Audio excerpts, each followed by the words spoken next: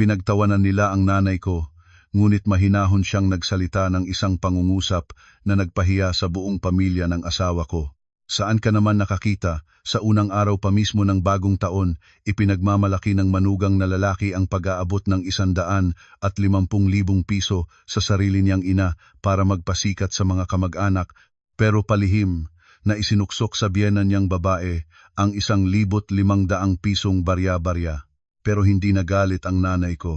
Ngumiti lang siya at nagsabi ng isang pangungusap na nagpawis ng malagkit sa mayabang kong asawa at napilitan siyang mangutang ng malaking halaga sa kalagitnaan mismo ng handaan.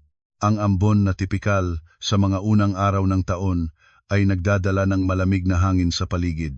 Ngayong taon, isinama namin ang aking ina, si Aling Elena, mula Maynila pauwi sa probinsya ng asawa ko sa Batangas para doon magdiwang ng bagong taon. Ang bahay na bato ng aking mga biyenan ay kakaiba ang sigla ngayon. Ang buong angkan kamag-anak sa ina at ama ay nagtipon para sa salo-salo sa unang araw ng taon. Ang malalakas na tawanan, ang kalansing ng mga kubyertos at ang amoy ng insenso ay lumikha ng isang tila napakasayang kapaligiran. Ngunit sa kaibuturan ng aking puso, mayroon akong nararamdamang hindi maipaliwanag na bigat.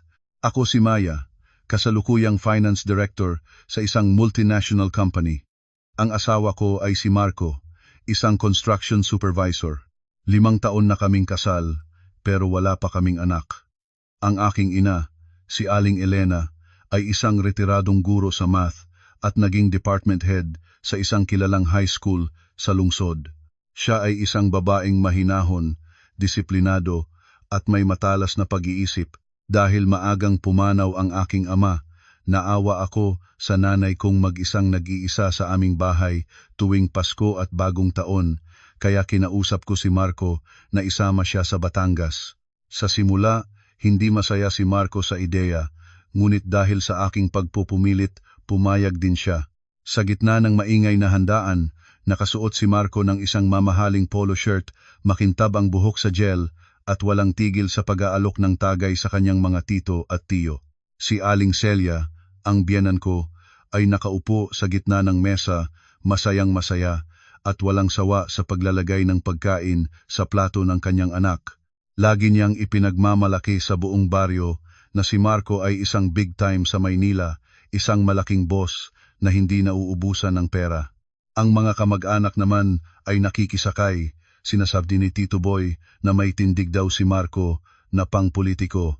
Si Tita Nena naman ay humahanga sa galing niyang kumita ng pera na nagbibigay daw ng karangalan sa kanilang angkan. Samantala, kami ni Nanay ay tahimik na nakaupo sa isang sulok ng mesa, kumakain ng walang imik, tila mga dayuhan sa gitna ng mga taong nagbubunyi sa mayabang na lalaking iyon. Humigop ako ng mainit na tsa at sinulyapan si Nanay. Napanatili niya ang kanyang kalmadong kilos, dahan-dahang kumukuha ng gulay, at paminsan-minsan ay ngumingiti bilang tugon kapag may nagtatanong sa kanya. Ang kahinahunan ni Nanay ang lalong nagpabigat sa aking dibdib. Sa totoo lang, dahil sa posisyon at sahod ko, ako ang pangunahing bumubuhay sa aming maliit na pamilya. Ngunit para mapanatili ang dangal ng aking asawa, palagi akong nananatili sa likuran para hayaan siyang humarap sa mga usaping pampamilya at panlipunan. Bago kami umuwi ng probinsya, naghanda ako ng 2 pulang sobre. Sinabihan ko si Marco na mag-withdraw ng mga bagong pera at lagyan ng bawat sobre ng tig 75,000 piso para maging patas sa aming mga ina. Iyon ay mula sa aking Christmas bonus. Ibinigay ko ang mga sobre kay Marco at maingat na ipinayo na sa harap ng mga kamag-anak. Siya ang kumatawan sa aming dalawa sa pagbibigay ng aginaldo sa aming mga ina, parehong tig 75,000 para maging pantay at maganda ang tingin sa aming dalawa. Noong mga oras na iyon, buong pagmamalaki niyang sinabi na huwag akong mag-alala, siya na raw ang bahala para maging maganda ang kalabasan para sa aming mga pamilya. Nang matapos ang kainan, nagtipon ang lahat sa sala para uminom ng tsaa at kumain ng butong pakwan. Tumikhim si Tito Boy at malakas na sinabi, "Oras na para magbigay galang at aginaldo ang mga bata sa mga nakatatanda." Mabilis na tumayo si Marco inayos ang kwelyo ng kanyang damit at pumunta sa gitna ng sala na may kilos ng isang taong nakatataas. Ipinasok niya ang kamay sa kanyang bulsa at naglabas ng isang makapal na bungkus ng pera na nasa isang malaking pulang sobre. Malakas na ipinahayag ni Marco sa harap ng 12 dosenang mga matang nakatuon sa kanya. Sinabi niya na ngayong taon ay naging maganda ang takbo ng kanyang mga proyekto, maraming malalaking kontrata ang nakuha niya, kaya gusto niyang suklian ang kanyang ina ng isang malaking halaga. Pagkatapos niyang magsalita, iniabot niya mismo kay Aling Celia ang bungkus ng pera na nagkakahalagang 150,000 piso. Ang buong silid ay tila sumabog sa paghanga. Maririnig ang mga bulong ng pagkamangha, ang malakas na palakpakan, at ang mga tiyahin na nagkukumpulan, nagniningning ang mga mata sa bagong-bagong pera. Si Aling Celia ay abot tenga ang ngiti, walang tigil sa pagpupuri sa kanyang anak na magalang at magaling, sulit daw ang kanyang paghihirap sa pagpapalaki dito. Sumulyap siya nang may pagmamataas sa direksyon ng aking ina. Ako naman ay nanigas sa aking kinauupuan, kumakabog ang dibdib sa galit at pagkalito. Malinaw na sinabi ko kay Marco na hatiin ang pera sa 2 sobre, bakit niya kinuha ang lahat at pinagsama sa iisang sobre para ibigay sa sarili niyang ina. Paano naman ang para kay nanay? Tiningnan ko si Marco, naghihintay ng paliwanag, ngunit sinadya niyang iwasan ang aking tingin at nagpatuloy sa pagyayabang tungkol sa kanyang mga pekeng proyekto sa mga pinsan niya. Humigpit ang pagkuyom ng aking mga kamay, bumaon ang mga kuko sa aking palad habang sinusubukang pigilan ang galit na nag-aalab sa loob ko. Matapos ang maingay na pagpapasikat sa kanyang ina, tila doon lang naalala ni Marco ang presensya ng kanyang biyenan. Lumibot muna siya sa mga pamangkin, binigyan ang bawat isa ng tig-100 piso bago palihim na lumapit kay Aling Elena. Nahihiya siyang naglabas mula sa bulsa ng kanyang polo ng isang manipis at lukot na sobre.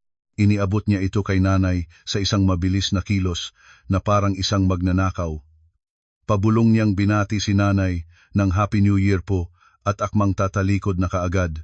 Ngumiti ng bahagya ang aking ina, tinanggap ang sobre at tumango bilang pasasalamat. Akma na niyang ilalagay ang sobre sa kanyang bag nang biglang sumulpot si Aling Celia. Sa kanyang pagiging tsismosa at hilig na mang-api ng iba, mabilis niyang inagaw ang sobre mula sa kamay ng aking ina. Nagkunwari si Aling Celia na gusto lang niyang makita kung magkano ang ibinigay ng kanyang mahal na manugang sa biyenan nito. Siguradong malaki rin daw iyon tulad ng ibinigay sa kanya. Ang bastos na kilos na iyon ay nagpatahimik sa buong sala. Lahat ng mata ay muling napako sa 2 magbalae. Walang pag-aalinlangang pinunit ni Aling Celia ang sobre. Ipinasok niya ang kanyang daliri at naglabas ng 3 pirasong 500 pisong papel, eksaktong 1,500. Biglang naging napakailang ng hangin sa sala, ang 150,000 piso sa kamay ni Aling Celia at ang 3 pirasong papel sa kamay ng aking ina ay lumikha ng isang malupit at nakakainsultong pagkakaiba. Ngumisi si Aling Celia. Sinadya niyang lakasan ang kanyang boses para marinig ng lahat, sinasabing kapag ang isang babae ay nag-asawa, dapat siyang sumunod sa pamilya ng lalaki. Ang perang pinaghirapan ng anak na lalaki ay nararapat lamang na mapunta sa kanyang angkan.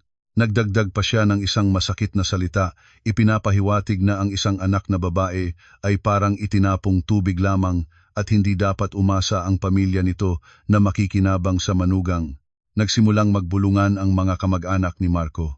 Si Tita Nena ay ngumuso, pinariringgan ako na sikat daw na direktor na malaki ang sahod pero hinahayaan ang asawa na akuin ang lahat ng gastusin. Umuwi raw para magbagong taon pero wala man lang dalang mamahaling regalo para sa pamilya ng asawa, puro lang daw asa sa pera ni Marco.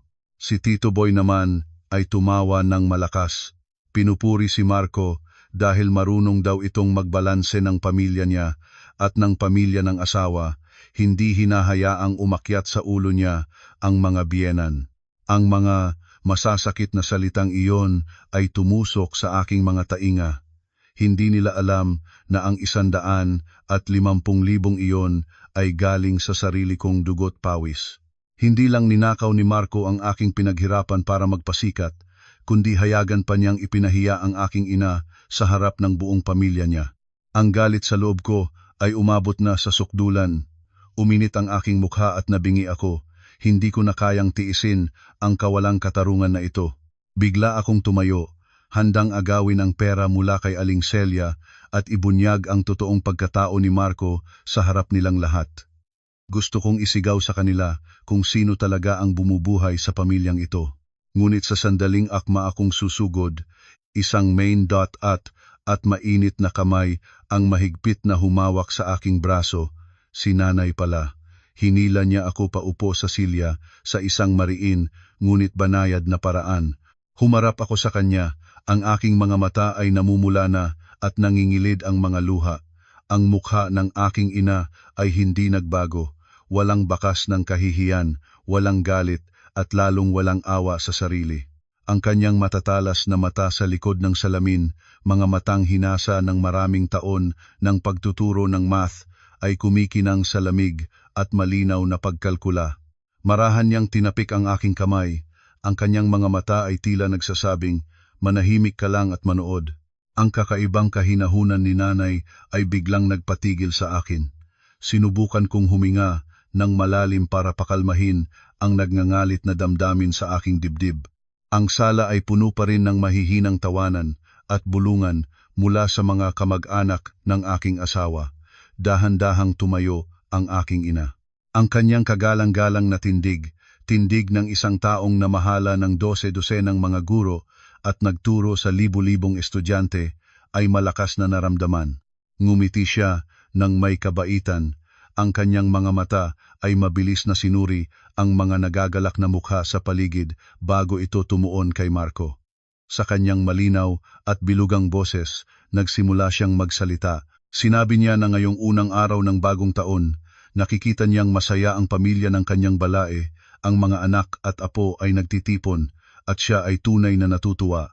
Lalo na nang makita niya si Marco, ang kanyang mahal na manugang, na umuunlad na sa buhay, matagumpay sa trabaho, at may kakayahang magdala ng ganoon kalaking halaga para sa kanyang ina. Diniinan ng aking ina ang bawat salita, pinupuri si Marco bilang isang lalaking may paninindigan, isang magandang halimbawa na dapat tularan ng mga nakababatang pinsan sa kanilang angkan. Nang marinig ni Marco ang mga papuri mula sa kanyang biyenan, halos pumutok ang kanyang dibdib sa pagmamalaki. Nagkamot siya ng ulo, umunat ng dibdib, at ngumiti ng mayabang. Si Aling Celia naman ay nagtaas ng kilay sa tuwa. Iniisip na ang kanyang balay ay sinusuyo lamang siya para humingi ng kung anong pabor. Ang buong angkan ay tumango bilang pagsang-ayon sa mga magagandang sinabi ng matandang guro. Matapos itaas ang aking manugang sa alapaap, dahan-dahang lumapit ang aking ina sa mesa. Inayos niya ang laylayan ng kanyang damit, humigop ng tsaa, at dahan-dahang nag-iba ng paksa. Sinabi ng aking ina na ngayong si Marco ay matagumpay na at sagana sa pera hanggang sa puntong ang pagbibigay ng 150,000 piso sa kanyang ina ay parang wala lang. Siya, bilang kanyang biyenan, ay nakakaramdam na ng kapanatagan.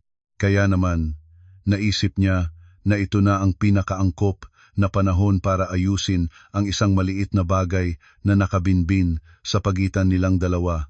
Ang buong silid ay biglang nabalot ng katahimikan. Napakunot-noo si Marco sa pagtataka.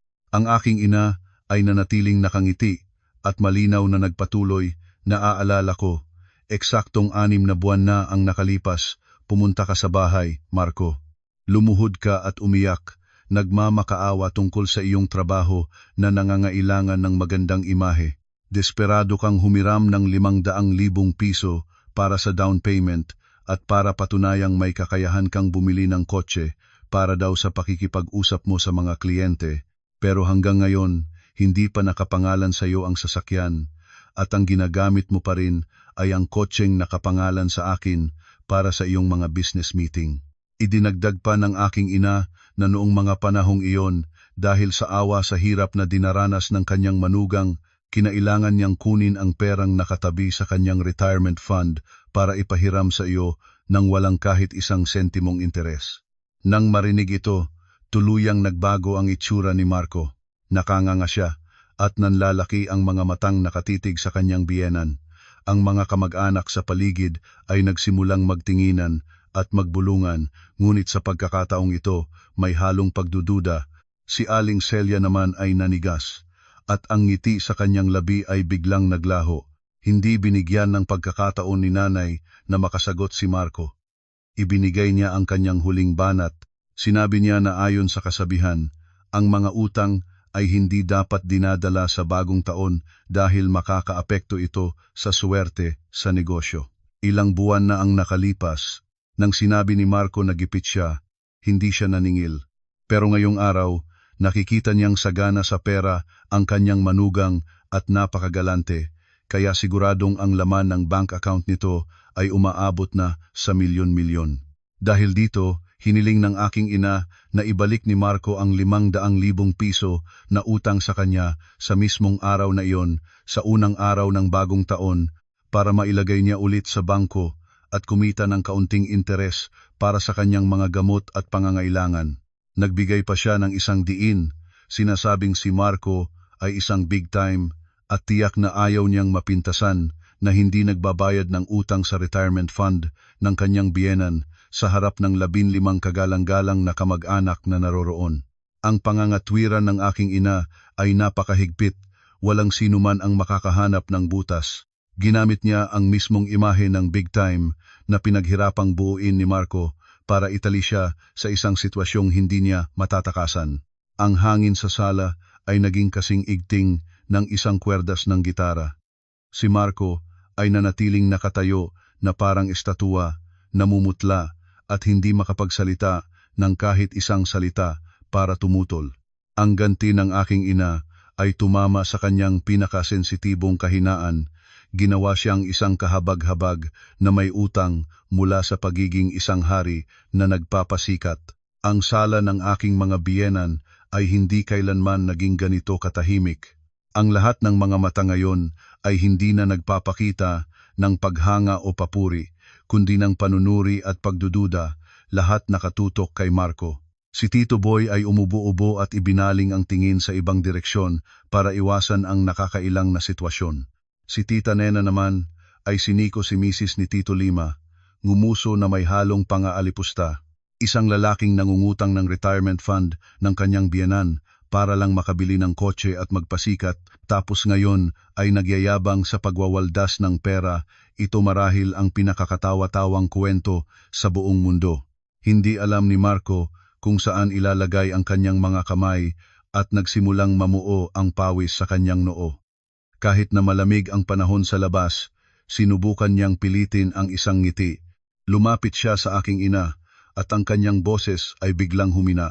Nakiusap si Marco na hintayin na lang na magbukas muli ang mga bangko pagkatapos ng holidays at doon niya aayusin ang pag-withdraw ng pera para bayaran si nanay.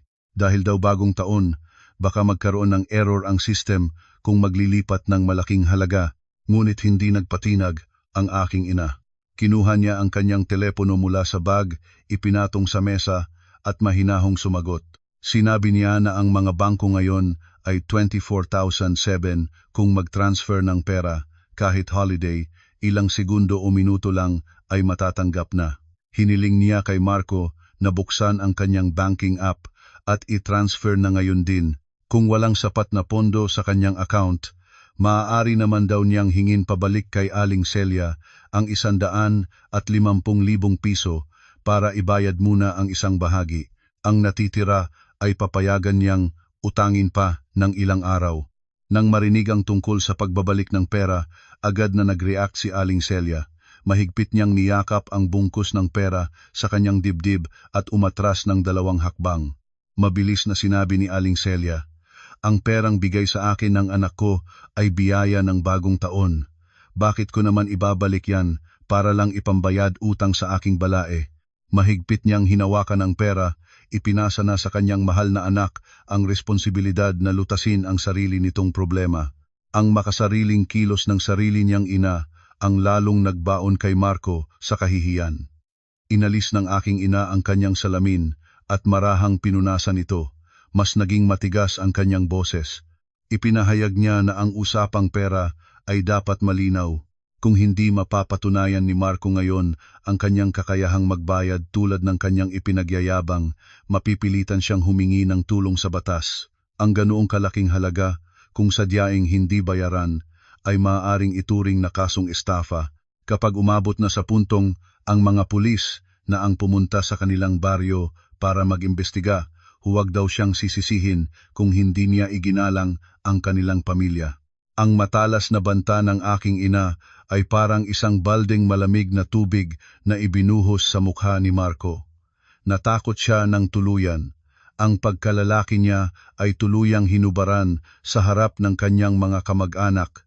Nanginginig na inilabas ni Marco ang kanyang telepono at binuksan ang kanyang mga banking app. Nakatayo ako sa tabi niya at nakita kong ang laman ng isa niyang account ay ilang daang piso na lang, habang ang isa naman ay wala ng laman. Saan siya kukuha ng pera? Naitulak sa isang sulok na walang matakasan, pinagpawisan ng husto si Marco. Nagpaalam siyang lalabas muna para sagutin ang isang tawag. Mula sa siwang ng bintana, nakita ko si Marco na nagmamadaling nagpipindot sa kanyang telepono, balisa at walang tigil sa pagtawag kung kani-kanino. Pagkalipas ng 15 minuto, bumalik si Marco sa sala, putlang-putla na parang dahon ng saging. Iniabot niya ang kanyang telepono at pabulong na sinabing nakapag-transfer na siya ng 50,000 piso sa account ng aking ina. Ang natitira, ipinangako niyang babayaran ng buo sa ika-10 ng buwan. Tumunog ang telepono ng aking ina, isang ping na nagkukumpirma ng natanggap na pera. Ngumiti si nanay, tumango, at isinilid ang telepono sa kanyang bag, tila pansamantalang tinatanggap ang kasunduan. Ang pagtitipon ng mga kamag-anak ay mabilis na natapos matapos ang eksenang iyon ng paniningil ng utang.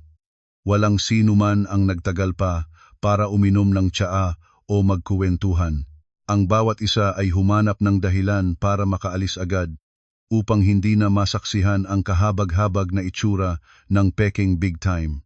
Umupo si Marco sa sofa, napasabunot sa kanyang buhok, hiyang-hiya sa sarili niyang tahanan.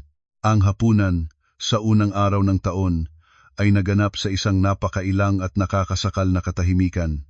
Nagdahilan si Aling Celia na masakit ang kanyang ulo at nagkulong sa kanyang silid kasama ang 150,000 piso. Ang mga kapatid ni Marco ay nag-alisan din. Tanging si Marco na lang ang naiwan sa hapagkainan, mag-isang nagsasalin ng gin, iniinom ito na parang tubig. Ginamit niya ang alak upang takasan ang kahihiyan, ibinubunton ang kanyang galit sa baso. Hindi nagtagal, lasing na si Marco, nagsasalita ng kung ano-ano bago bumagsak ang kanyang ulo sa mesa at nakatulog. Nilinis ng aking ina ang mga pinagkainan at pagkatapos ay kinuha ang kanyang bag. Sinabihan niya akong ayusin ang aming mga gamit at tumawag ng isang van na maghahatid sa amin pabalik ng Maynila sa gabing iyon din. Ayaw na niyang manatili sa bahay na iyon kahit 1 minuto pa. Sumunod ako. Kasama ang driver, hirap na hirap naming inakay ang lasing kong asawa na parang isang basang sisiw papasok sa likurang upuan ng sasakyan. Mabilis na tumakbo ang van sa gitna ng madilim at maambon na gabi. Sa mahabang biyahe mula Batangas pabalik sa Maynila, walang sinuman ang nagsalita. Tanging ang malakas na hilik ni Marco ang maririnig, nakakairita sa katahimikan. Pagdating namin sa basement parking ng aming condominium, sinabihan ni nanay ang driver na tulungan akong iakyat si Marco sa aming unit at binigyan niya ito ng dagdag na bayad bilang pasasalamat. Hinila ako ni nanay papasok sa bahay, hinayaan si Marco na manigas sa lamig sa ibaba, suot ang kanyang damit na puno ng amoy ng alak at pawis. Pagkapasok ko sa aming unit, ang lahat ng hinanakit at sama ng loob na kinimkim ko buong araw ay biglang bumuhos. Napasubsob ako sa mesa at umiyak ng parang isang bata. Sa loob ng maraming taon, ibinuhos ko ang lahat para sa pamilyang ito, inasikaso ang bawat pagkain at pagtulog, sinagot ang lahat ng gastusin, sa pag-asang magkakaroon ako ng isang disenteng asawa na masasandalan. Pero ang natanggap kong kapalit ay pagtataksil, hayagang pagsasamantala at mga panlalait mula mismo sa kanyang pamilya. Nagtimpla si nanay ng isang pitsel ng mainit na tsaa, isinalin sa tasa at inilapag sa harap ko. Umupo siya sa kabilang silya, ang kanyang mga matay seryoso, ngunit puno ng habag habang pinagmamasdan ang kanyang kaisa-isang anak na namumugto na ang mga mata sa kaiiyak. Sa isang matatag na boses, pinagalitan niya ako ng husto. Sinabi ni nanay na ang aking bulag na pagtitiis at sakripisyo ang nag-alaga sa masasamang ugali ni Marco. Habang ako ay umatras, siya naman ay lalong umabuso. Ang isang babaeng may pinag-aralan, may posisyon sa lipunan, at kumikita ng sariling pera ay dapat marunong protektahan ang kanyang halaga, hindi maging anino lamang ng isang walang kuwentang lalaki na mahilig magpasikat.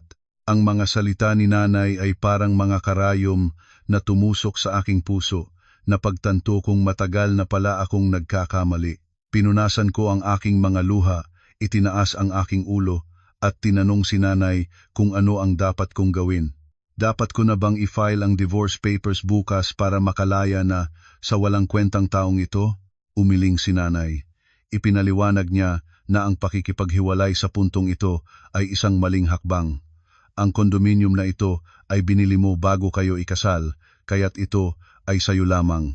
Ngunit ang mga naipon ninyo sa loob ng 5 taon ng pagsasama, ang kotse, pera sa bangko, mga investment kung dadalhin sa korte ngayon, ay maaaring ituring na conjugal property at hahatiin. Dagdag pa niya, dahil sa pagiging mayabang at mahilig magpasikat ni Marco, pinaghihinalaan niyang may mga itinatago pa itong malalaking utang. Kung hindi ako mag-iingat, baka ako pa ang mapilitang magbayad ng mga utang na bigla na lang lilitaw. Hinawakan ni Aling Elena ang aking kamay, ang kamay ng isang inang puno ng karanasan. Pinayuhan niya akong manatiling kalmado, huwag iiyak-iyak, at huwag gumawa ng anumang hakbang na makakapagbigay babala sa kanya. Ang unang gawain ko ngayon ay alamin ang tunay na kalagayan ng pananalapi ni Marco. Kailangan kong humanap ng ebidensya ng kanyang mga utang, ng mga kahina-hinalang transaksyon para maprotektahan ang sarili kong mga ari-arian bago ko isipin ang paghihiwalay. Tinapik ni nanay ang aking balikat at sinabing kunin ko ang aking jacket at bumaba agad sa basement parking. Samantalahin ko raw ang pagkakataong lasing na lasing si Marco at walang malay para buksan ang kanyang telepono. Ang tunay na laban para sa aking buhay ay magsisimula ngayong gabi. Dali-dali kong isinuot ang isang manipis na jacket at lumabas ng aming unit. Ang pasilyo ay tahimik, walang katao-tao, tanging ang kaluskos ng aking tsinelas ang maririnig. Ang elevator mula sa 15 palapag ay mabilis na bumaba sa basement 2, dala ang nanunuot na lamig ng gabi sa Maynila. Ang puso ko'y gulong-gulo. Isang bahagi nito'y gustong maniwala na si Marco ay isang mayabang lang, habang ang isa na may natatakot sa kung ano ang aking matutuklasan. Ang mga pangaral ni nanay ay umalingaw-ngaw sa aking tainga, nagpapaalala sa aking kailangan kong manatiling matatag at kumilos gamit ang isip ng isang finance director, hindi ang luha ng isang nasaktang asawa. Ang parking lot ay tahimik. Ang maputlang ilaw mula sa mga fluorescent lamp ay nagbibigay liwanag sa mga hilera ng mga sasakyan. Ang kotse namin ay nakaparada sa pinakasulok. Lumapit ako at binuksan ang pinto ng sasakyan. Isang malamig na hangin na may kasamang matapang na amoy ng alak ang sumalubong sa akin, muntik na akong masuka. Nakahiga pa rin si Marco sa driver's seat na nakarecline, nakabukas ang bibig at ang kanyang hilik ay kasing lakas ng kulog. Tulog na tulog siya na parang patay, walang kamalay-malay sa bagyong paparating sa kanyang buhay. Huminga ako ng malalim, dahan-dahang pumasok sa kotse at maingat na isinara ang pinto para hindi makalikha ng ingay. Ang malabong ilaw mula sa poste sa labas ay sapat na para makita ko ang makintab at pinagpapawisang mukha ng aking asawa. Kinapa ko ang bulsa ni Marco at kinuha ang pinakabagong modelo ng smartphone, ang mismong teleponong binili ko para sa kanya noong nakaraang kaarawan niya. Madilim ang screen ng telepono. Kinuha ko ang kanyang kanang kamay at marahang idiniin ang kanyang hintuturo sa fingerprint sensor. Isang maliit na click ang narinig ko at biglang bumukas ang screen. Ang liwanag ay nakakasilaw, napapikit ako sandali. Sinimulan ko na ang paghahanap. Bilang isang finance director, Hindi ko sinayang ang oras sa mga walang kwentang bagay. Dumiretso ako sa kanyang mga messaging app, Viber at Messenger, at sa kanyang mga banking app. At tulad ng inaasahan, ang katamaran ni Marco ang nagpahamak sa kanya. Hindi niya binura ang kanyang transaction history o ang mga text message mula sa bangko. Ang bawat salita, bawat numero ay malinaw na lumitaw sa aking harapan, parang mga patalim na humihiwa sa aking puso. Binuksan ko ang unang banking app at tiningnan ang history ng transaksyon sa nakalipas na 6 na buwan. Isang mahabang listahan ng mga perang ipinadala ang lumabas. Walang anumang malaking sahod na pumasok mula sa kanyang kumpanya, puro palabas na pera lang.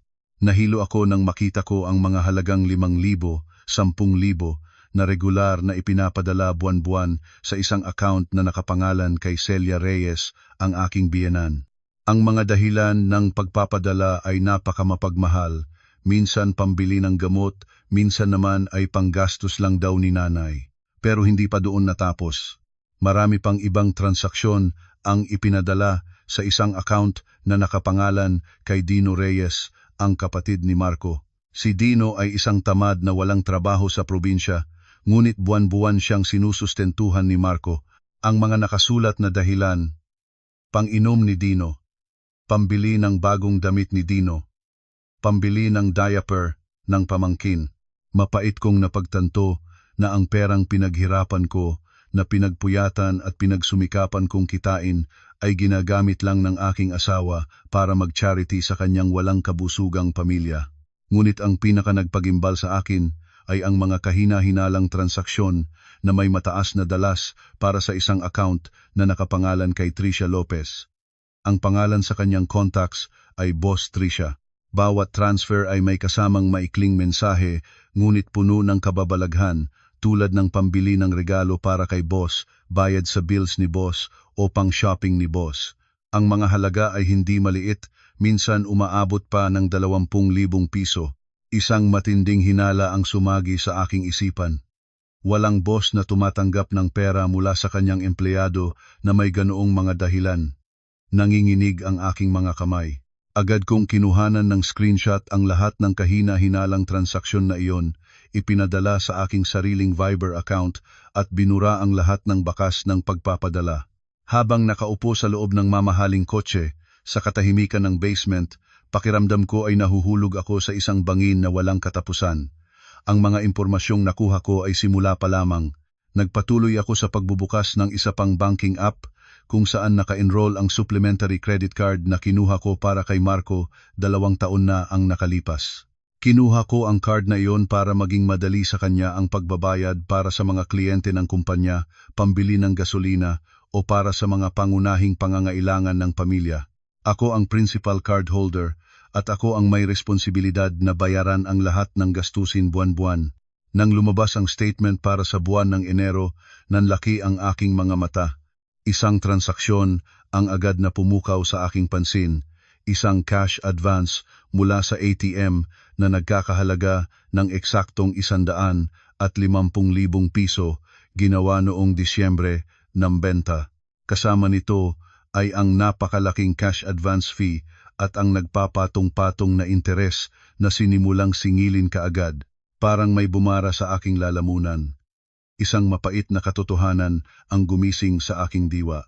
Ang 150,000 pisong bagong-bagong pera na buong pagmamalaking ibinigay ni Marco sa kanyang ina noong bagong taon sa harap ng papuri ng buong angkan ay ninakaw niya pala mula sa aking credit card. Ginamit niya ang sarili kong pera para magpasikat, pasayahin ang kanyang ina at iwanan sa akin ang responsibilidad na bayaran ang utang na may napakataas na interes. Ang kanyang kakapalan ng mukha at kababaan ay higit pa sa kayang isipin ng isang normal na tao, ngunit hindi pa natatapos ang bangungot. Lumabas ako sa banking app at nagpatuloy sa pag-scan sa home screen ng kanyang telepono. Sa isang folder na maingat na itinago sa dulo ng screen, natuklasan ko ang maraming icon ng mga online loan app, isang uri ng loan shark na nambibiktima ng mga tao sa pamamagitan ng mabilis na proseso ngunit may interes na nakakakilabot sa taas. Binuksan ko ang isang app gamit ang fingerprint ni Marco. Isang malaking pulang abiso ang lumitaw. Ipinapaalam nito na ang utang na 50,000 piso ay malapit nang mag-due at ang mga multa para sa huling pagbabayad ay umabot na sa 10,000. Halos mabaliw ako sa pagbubukas ng iba pang mga app. Ang pangalawang app ay may utang na 70,000. Ang pangatlong app ay may utang na 110,000. Nang pinagsama-sama ko, si Marco ay may kabuang utang na halos 800,000 piso sa mga online loan shark. Ang interes ay patuloy na tumutubo. Nangungutang siya kung saan-saan, ginagamit ang utang mula sa isang app para bayaran ang isa pa, para lamang mapanatili ang kanyang imahe bilang isang matagumpay na supervisor, para suportahan ang pamilya ng kanyang kapatid, at para sustentuhan ang babaeng nagngangalang Boss Tricia. Nanlamig ang buong katawan ko. Ang aking asawa ay hindi lamang isang taksil at isang manggagamit, kundi isa ring financial black hole na may kakayahang hilahin kaming mag-ina pababa sa kumunoy anumang oras.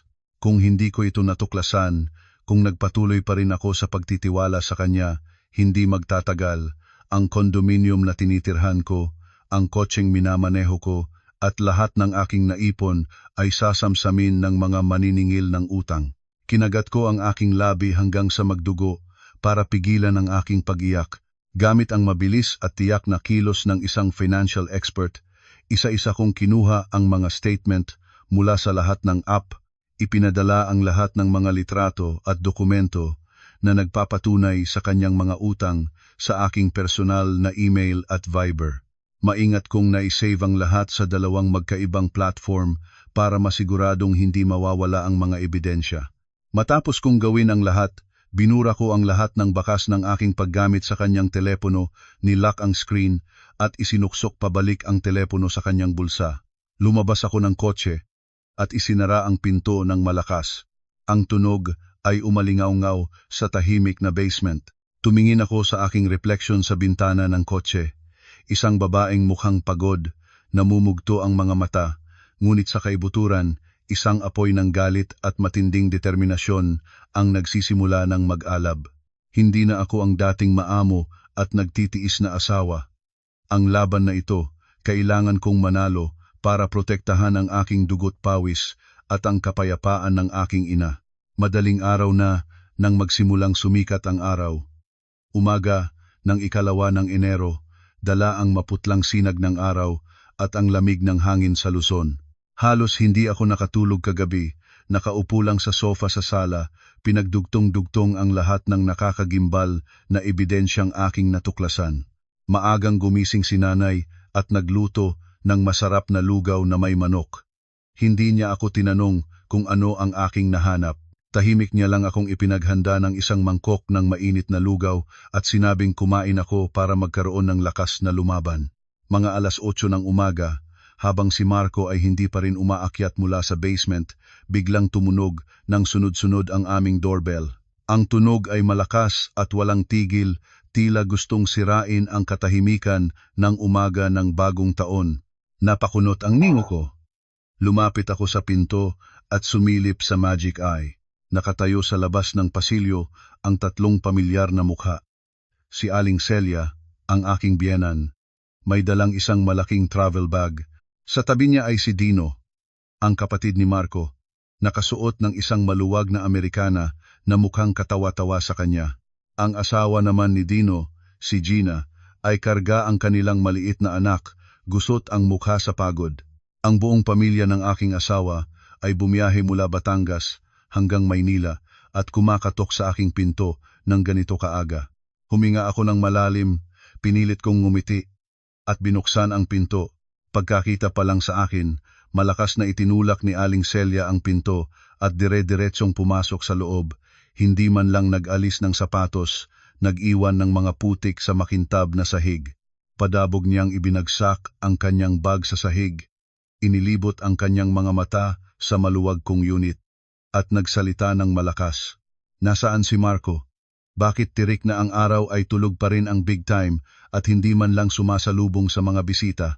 Pumasok na rin sina Dino at Gina, parang nasa sarili nilang bahay. Umupo sila sa mamahaling sofa at ipinatong ang kanilang mga paa sa coffee table. Nanatili akong kalmado. Kumuha ako ng tubig at inalok sila. Mahinahon kong sinabi, si Marco po ay nakipag-inuman sa mga kaibigan niya kagabi para sa bagong taon. Sobrang nalasing kaya sa kotse na po sa baba, nakatulog. Nang marinig ito, ngumuso si Dino at may kayabangang sinabi, Ate Maya, puntahan mo na si Kuya sa baba. Gisingin mo na siya. May mahalaga kaming pag-uusapan. Hindi pa ako nakakasagot nang bumukas muli ang pinto. Pumasok si Marco, pagewang-gewang, mukhang tuliro, magulo ang buhok, at amoy alak pa rin mula kagabi. Nagulat siya nang makita niya ang kanyang ina at ang pamilya ng kanyang kapatid na nakaupo sa gitna ng aming sala. Pautal-utal na nagtanong si Marco, Nay, bakit po kayo naparito ng maaga? Sana po nagsabi kayo para nasundo ko kayo sa terminal. Kinawayan ni Aling Celia si Marco na lumapit, tuwang-tuwa ang mukha. Malinaw niyang ipinahayag na kahapon, narinig niya ang kanyang anak na nagyayabang tungkol sa kanyang matagumpay na negosyo at saganang pera. Naisip niya na kung mananatili si Dino sa probinsya at magsasaka, hindi ito aasenso. Kaya naman, nagpasya siyang dalhin ang pamilya ni Dino sa lungsod at ipagkatiwala kay Marco. Humingi si Aling Celia kay Marco, bilang isang direktor na malawak ang koneksyon, na ihanap agad si Dino ng isang magaan na trabaho sa opisina na may sahod na hindi bababa sa 50 o 60,000 piso kada buwan para masuportahan ang kanyang pamilya. Pero hindi pa iyon natapos. Sumingit si Dino na nakaupo sa tabi niya. Kuya, malaking boss ka na, may magara kang kotse. Kung pupunta ako sa trabaho na nakamotor lang, nakakahiya naman sayo. Humiling si Dino kay Marco na bilhan siya ng isang mamahaling kotse para maging madali ang kanyang pagbiyahe at pakikipag-usap sa mga kliyente. Sabi raw ng mga kaibigan ni Dino sa probinsya, sa sobrang yaman ni Kuya Marco, ano ba naman ang isang simpleng kotse para sa nag-iisa niyang kapatid. Nang marinig ang mga imposibleng kahilingan ng kanyang ina at kapatid, nawalan ng kulay ang mukha ni Marco. Walang dugo ang dumaloy dito. Nanginginig ang kanyang mga labi at hindi siya makatayo ng tuwid. Baon na siya sa utang sa mga loan shark, kahit pamasahe ay kailangan niyang hingin sa akin saan siya kukuha ng milyon-milyon para ipambili ng kotse at ihanap ng trabaho ang kanyang kapatid. Ang kayabangan niya kahapon ay naging isang lubid na ngayon ay nakapulupot sa kanyang leeg. Tumingin si Marco sa akin na para bang humihingi ng tulong, puno ng pagmamakaawa ang kanyang mga mata. Nahuli ko ang kahabag-habag na tingin ni Marco at isang matinding pagkasuklam ang umakyat sa aking dibdib. Ang nagtanim ng hangin ay tiyak na aanihin ang bagyo. Mula sa kusina, lumabas ang aking ina, may dalang isang plato ng mga sariwang prutas. Tumingin siya sa akin at marahang tumango. Ang senyales naming dalawa na binuo namin kagabi. Ito na ang tamang panahon para bitawan ang unang psychological na patibong para itulak si Marco sa isang sitwasyong hindi niya matatakasan. Ang diskarte ng pag-angat sa kalaban sa pinakamataas para kapag bumagsak ito ay durog ang mga buto ay sinimulan na. Ngumiti ako ng pinakamatamis, lumapit kay Marco at umupo sa tabi niya, magiliw na kumapit sa kanyang braso. Malambing kong sinabi kay Aling Celia, tama po kayo. Nay, si Marco po ngayon ay isang high-level project director. Malawak ang koneksyon niya sa mga malalaking boss dito sa Maynila. Ang paghahanap ng trabaho para kay Dino ay parang isang pitik lang sa daliri, isang tawag lang ay ayos na. Suportado ko po ang paglipat ni Dino dito para magtulungan silang magkapatid sa pag-unlad. Napalingon si Marco sa akin, nakanganga, hindi makapagsalita. Hindi niya maintindihan kung bakit ko siya itinatanghal ng ganito, gayong alam na alam kong isa lang siyang hamak na construction supervisor, nakakarampot ang sahod.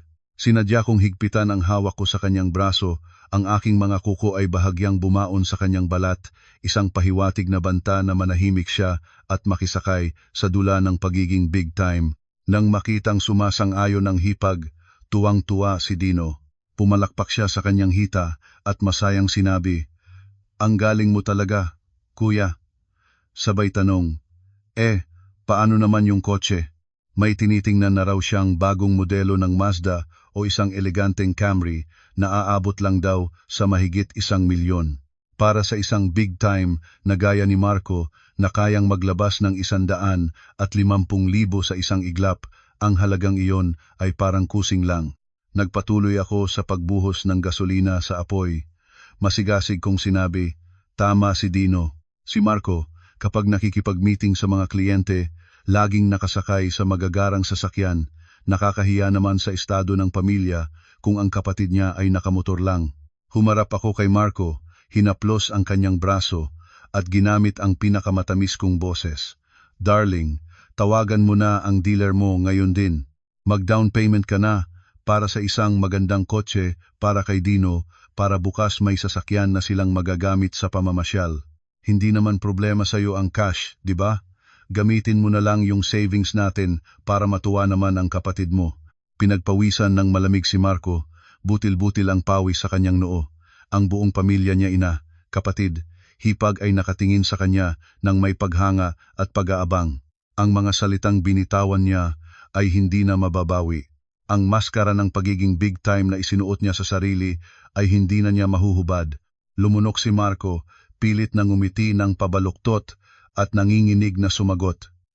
Sinabi niya, sige, okay, tatawagan ko lang yung kakilala ko sa kasa para itanong kung available yung kulay na gusto ni Dino, tapos itatransfer ko na agad ang down payment. Pagkasabi niyon, nagdahilan si Marco na kailangan niyang gumamit ng banyo para makatakas mula sa sala. Alam na alam ko kung ano ang gagawin niya roon. Wala siyang savings, wala siyang milyon-milyong bank account para mapanatili ang kanyang dangal sa harap ng kanyang pamilya. Mapipilitan siyang buksan ang kanyang telepono, muling sumabak sa mga online loan app at tanggapin ang mga kasunduan na may napakataas na interes kahit na holiday, para lang makalikom ng ilang libo para sa down payment ng kotse. Ang pader ng kanyang mga utang ay muling tumaas. At ako, nakatayo sa labas, ay nagagalak habang pinapanood ko siyang maghukay ng sarili niyang libingan gamit ang kanyang murang kayabangan. Ang pananghalian sa ikalawang araw ng taon ay naganap sa isang masayang kapaligiran para sa pamilya ng aking asawa. Habang kumakain, abala sila sa pag-uusap tungkol sa kotseng bibilhin, tungkol sa magandang hinaharap kapag si Dino ay nagtatrabaho na sa lungsod. Si Aling Celia ay naglagay ng isang pirasong manok sa plato ni Dino, ngumingiti ng may kasiyahan. Pagkatapos kumain, tumayo siya, inilagay ang mga kamay sa likod at nilibot ang aming condominium para magmasid. Ang unit ay may sukat na mahigit 100 metro kuwadrado, nasa isang magandang lokasyon sa gitna ng Quezon City.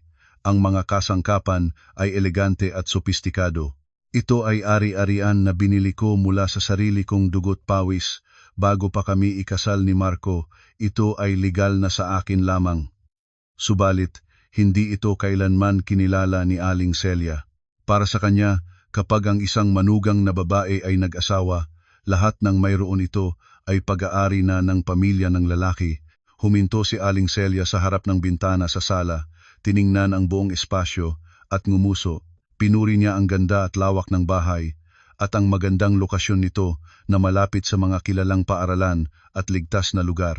Bigla siya sa akin at nagsabi ng isang bagay na ikinagulat ko.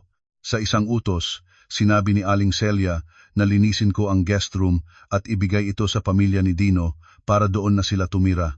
Ang dahilan niya, magsisimula ng magtrabaho si Dino sa lungsod at kailangan ni Gina ng isang maayos na lugar para alagaan ang kanilang anak.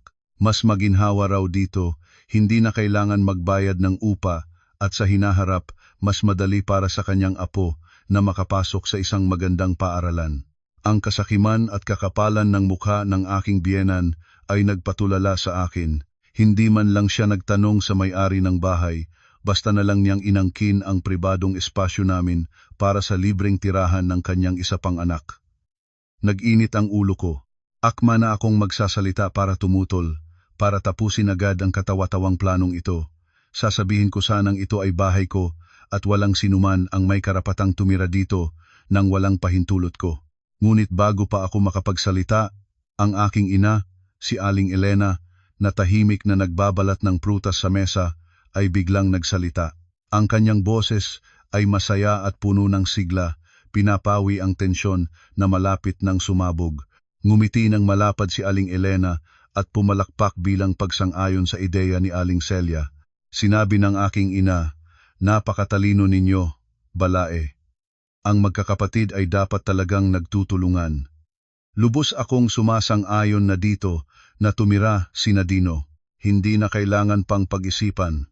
Pareho kaming natigilan ni Marco, napalingon kay Aling Elena, si Dino at Gina naman ay tuwang-tuwa at nagmamadaling nagpasalamat.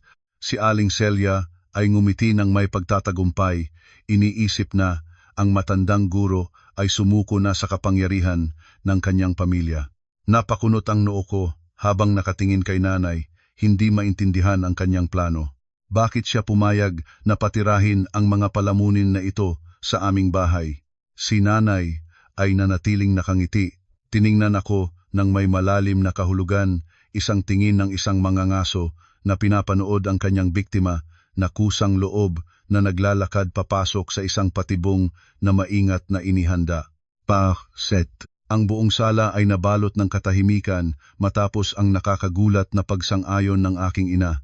Nanlaki ang mga mata ko sa pagtataka, hindi makapaniwala kung bakit siya pumayag sa isang napakamakapal at hindi makatwirang kahilingan. Ang kondominium na ito ay dugo't pawis ko, ang pribadong espasyo namin, paano niya hahayaang basta na lang tirhan ng pamilya ng aking bayaw. Si Aling Celia naman ay halos hindi na magkasya ang ngiti sa kanyang mukha. Buong akala ay nagtagumpay na ang kanyang pagiging ina sa batas. Agad na tumayo sina Dino at Gina, walang tigil sa pagpapasalamat sa napakabait na balae na handang tumulong sa kanila.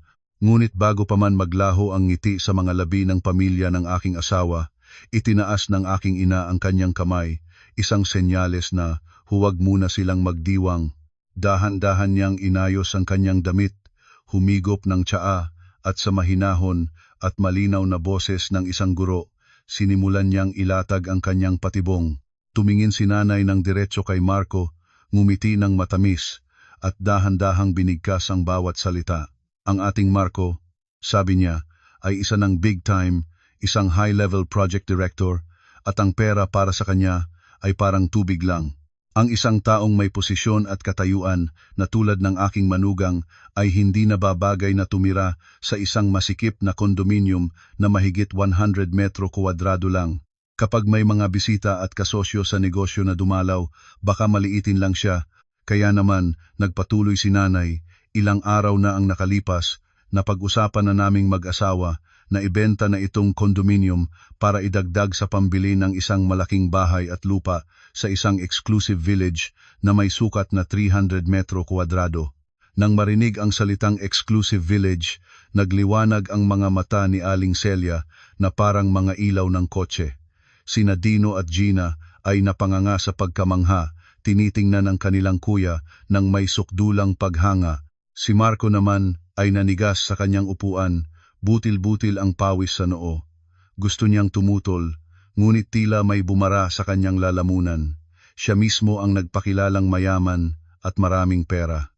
Kung sasabihin niyang wala siyang pambili ng bahay, para na rin niyang sinampal ang sariling mukha sa harap ng kanyang ina at mga kapatid. Hindi binigyan ng pagkakataon ni nanay si Marco na magsalita. Nagpatuloy siya sa pagdiin. Humarap siya kina Dino at Gina na may pangunawa. Lubos kaming sumasang-ayon na dito muna kayo pansamantala habang hinihintay naming maibenta ang unit. Pero ang kondominium na ito ay kasalukuyang nakalista sa 5 magkakaibang real estate agency. Ang mga kliyente na gustong tumingin ay dumarating ng walang tigil, umaga man o gabi. Kung gusto ninyong tumira dito ng libre, kailangan ninyong tulungan kami sa ilang maliliit na gawain. Nang marinig ni Dino na libre ang tirahan, sunod-sunod siyang tumango. Ipinagmamalaki na kahit anong ipagawa sa kanila ay kaya nilang gawin. Ngumiti ng matalim si nanay at inilatag ang kanyang mga kondisyon.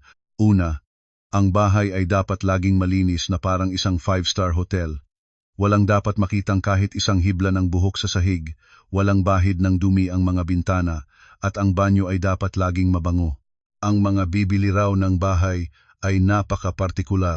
Pangalawa, kailangang nasa bahay sina Dino at Gina 24/7. Anumang oras na may agent na mag-doorbell kasama ang kliyente, kahit na sila ay kumakain o mahimbing na natutulog, kailangan nilang bumangon agad, buksan ang pinto, at batiin ang mga bisita ng may ngiti. Kailangan nilang mag-alok ng tsaa o tubig. Bawal na bawal magpakita ng pagkainis. Nagbago ang itsura ni Gina. Pautal-utal niyang sinabi na kailangan niyang alagaan ang kanilang maliit na anak na iyakin at baka hindi niya kayang maglinis palagi. Ang palaging pagdating ng mga bisita ay makakaistorbo rin daw sa tulog ng sanggol. Akmang magsasalita si Aling Celia para ipagtanggol ang kanyang manugang, ngunit pinigilan siya ni nanay. Sa isang matalas na boses, nilinaw ni nanay ang sitwasyon. Kung nahihirapan kayo, malaya kayong maghanap ng apartment na uupahan sa labas. Walang pumipilit sa inyo. Kung titira kayo sa isang mamahaling ari-arian, dapat may responsibilidad kayong alagaan ito. Sa mundong ito, walang libreng pananghalian.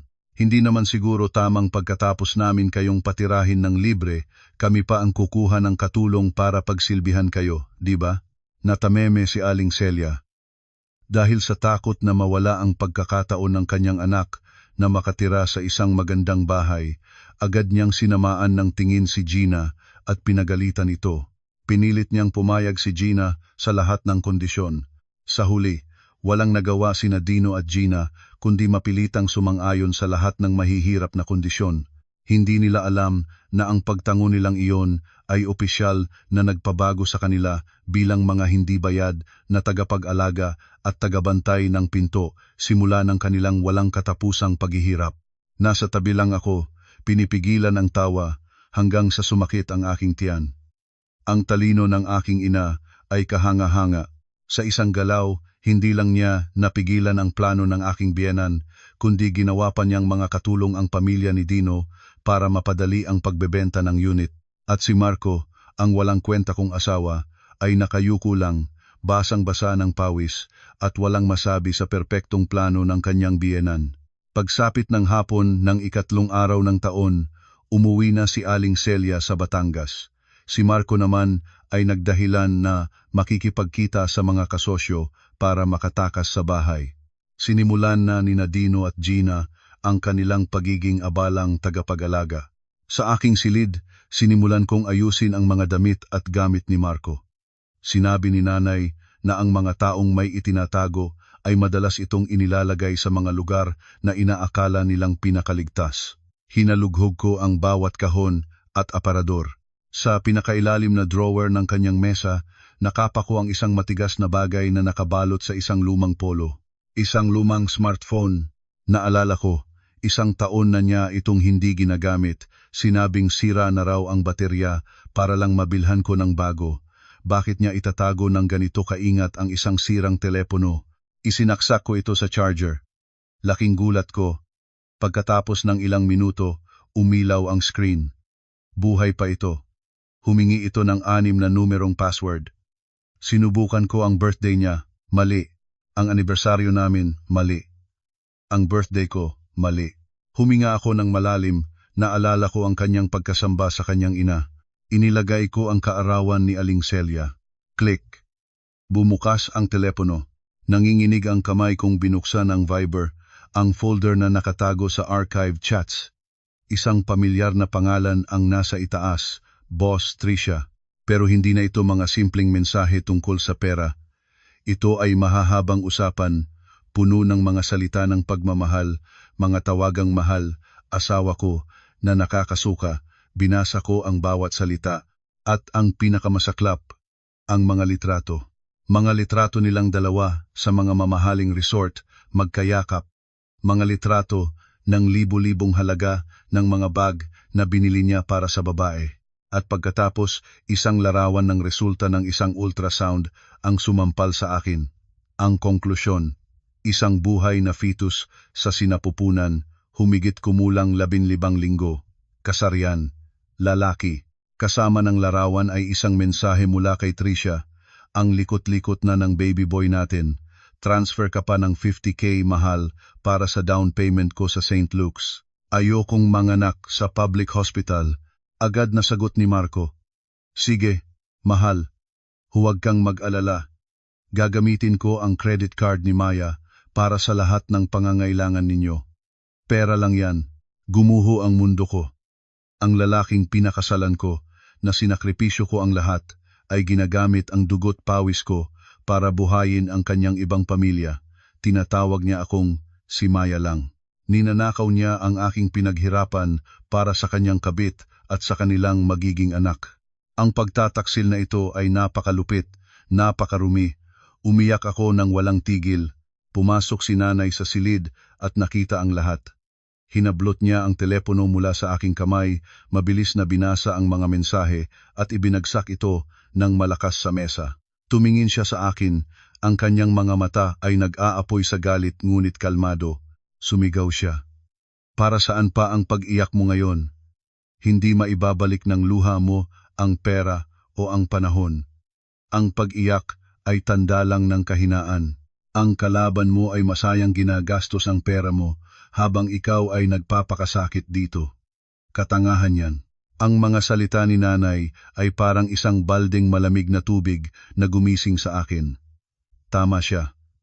Ako si Maya Santos, isang finance director. Bakit ako magpapatalo sa isang manggagamit? Pinunasan ko ang aking mga luha. Ang aking mga mata ay naging matatag at malamig. Tumingin ako kay nanay at sinabi, tama po kayo, nay. Hindi na ako iiyak. Gusto kong pagbayaran niya ang lahat. Gusto kong umalis siya, na walang dala kundi ang sandamakmak niyang utang. Tumango si nanay, nasisiyahan. Umupo siya sa tabi ko at sinimulang ilatag ang susunod na plano. Isang plano na may kasamang abogado, isang peking kontrata at isang huling nakamamatay na patibong. Kinabukasan, sinimulan na ni nanay ang aming plano. Tinawagan niya si Attorney David, isang kilalang abogado na dalubhasa sa mga kaso ng annulment at property disputes na isa rin sa kanyang pinakamamahal na dating estudyante. Agad na ipinagkatiwala ni nanay kay Attorney David ang paghahanda ng isang napakahigpit na legal na dokumento na pinamagatang kasunduan sa paghahati ng ari-arian at pansariling pananagutan sa mga utang. Ang nilalaman ng kasunduan ay malinaw na isinasaad ang mga sumusunod. Una, lahat ng ari-arian, kasama na ang condominium unit na aming tinitirhan, ang sasakyan ng pamilya, mga savings account, at lahat ng cash na kasalukuyang hawak ay personal na pag-aari lamang ni Maya Santos dahil ito ay mula sa kanyang sariling pagsisikap at kita. Pangalawa, lahat ng utang na nagmula sa mga online loan app, mga utang sa credit card, at mga utang sa bangko na nakapangalan kay Marco Reyes ay kanyang personal na responsibilidad. Siya lamang ang mananagot sa pagbabayad ng lahat ng ito at walang kinalaman ang kanyang asawa. Nag-aalala kong tinanong si nanay, Nay, paano natin mapapapirma ang isang tuso tulad ni Marco sa isang kasunduang ganito kadehado para sa kanya? Mayabang siya, pero hindi siya tanga para basta na lang isuko ang kanyang mga karapatan sa ari-arian. Ngumisi si nanay ng may kumpiyansa. Ang isang taong mayabang na gipit sa utang at pinipilit ng kanyang pamilya ay nagiging bulag ang pag-iisip. Gagamitin natin ang mismong desperasyon niyang maibili ng kotse, ang kanyang kapatid, para ilagay siya sa ating patibong. Nag-search si nanay sa internet ng isang sample ng car loan guarantee agreement.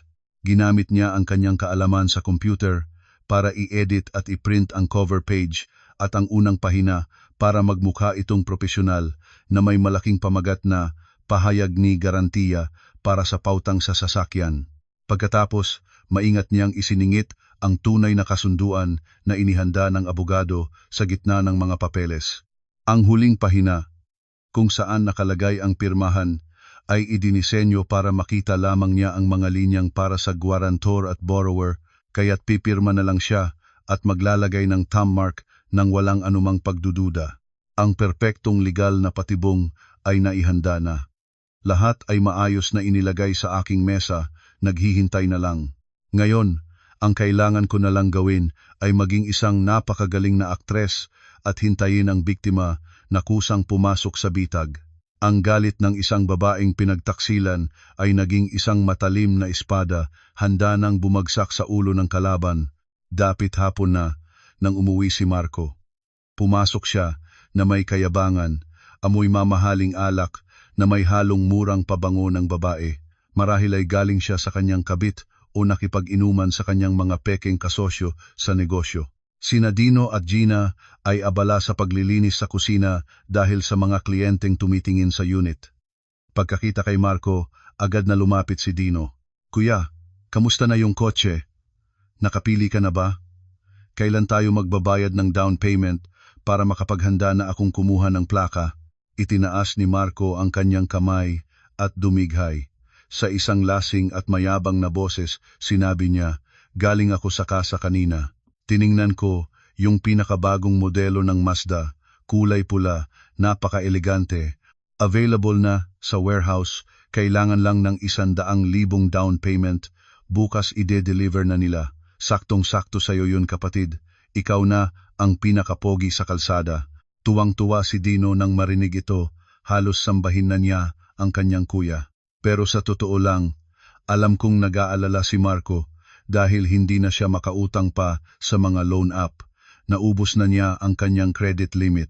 Lumabas ako mula sa aming silid, may isang malambing at maamong ngiti sa aking labi.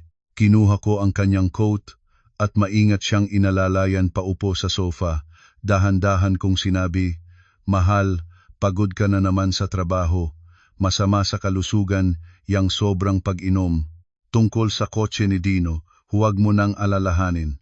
Hayaan mong tulungan ka namin ni nanay."